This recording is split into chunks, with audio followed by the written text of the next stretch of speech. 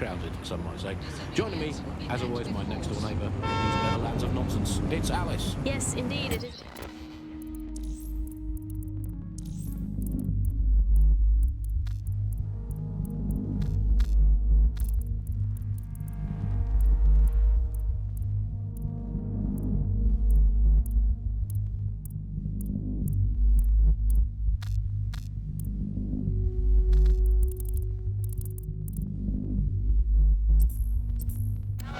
Who the bleep is Alice? I am not going to tell you that, but you can just sort of sense it from the timbre of my voice. Let's spin the wheel and find out where we're getting today's news from.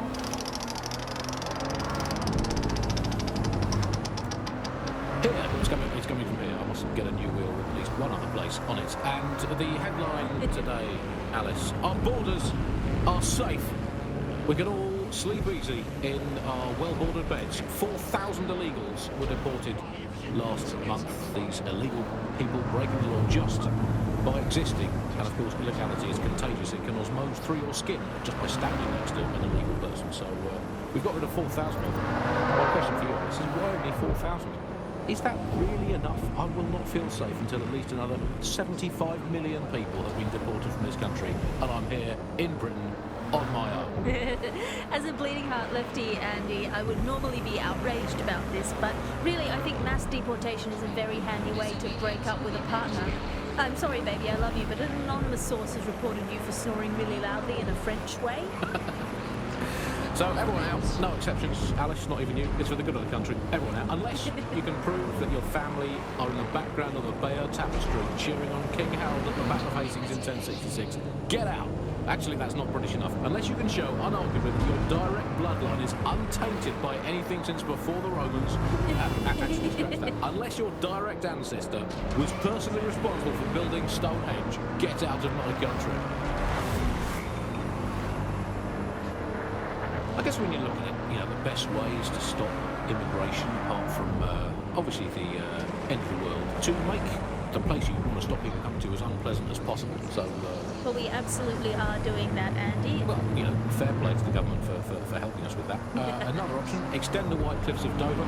They've been resting on their roles for too long. Very inefficient, it turns out, as a means of stopping immigration. We need to extend them by about another 11,000 miles, a full wrap around Great Britain, and they could do it being about 1.5 kilometres higher as well, with a special greasy coating to stop people clambering over the top or however they get in.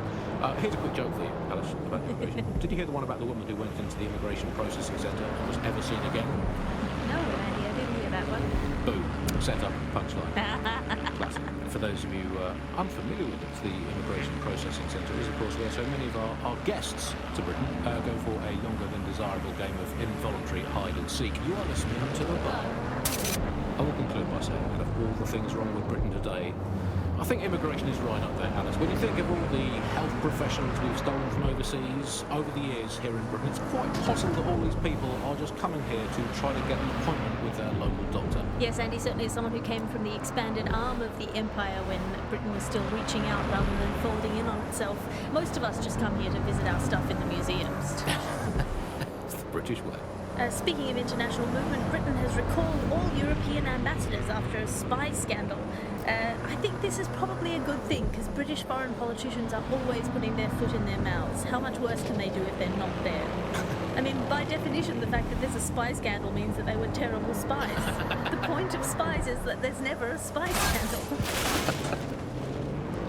Yeah, but let's give credit to all the spies that haven't been in scandals and therefore might as well not exist. Well, they've arrested those German spies in that SIRS crackdown on the illegals in Hackney, and I think that's a sad thing. I think I used to think of Germans as quite scary, but that was because I'd been watching World War II movies where the Germans all have English accents. They speak in that very precise way. It's very, we have ways of making you talk, and now Germans all have that American accent where it's all like, welcome to the party, we're having a really nice time. They're much friendlier Germans. Let them stay. Well, that's all today, Buxters. Remember, it's not as bad as it seems. Honestly. I hope. Until next time. Bye-bye.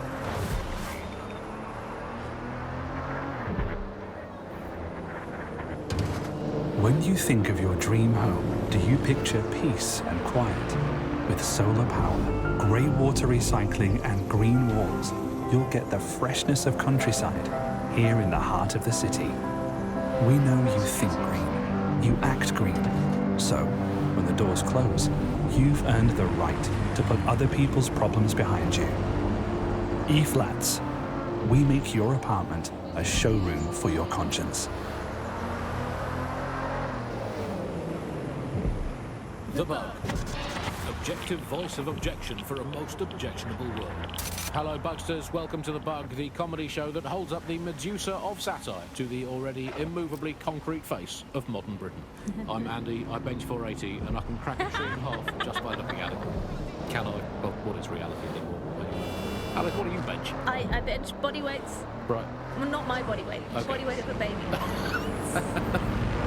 Yeah, I mean, you don't need to give that kind of detail. Just It's very body weight. impressive. People look at me and go, where did you get that baby? Yeah. You are listening to The Bug. In this week's Truth News, according to an official poll, 98% of Londoners are very happy with CTOS, and I am not sure that I agree with this.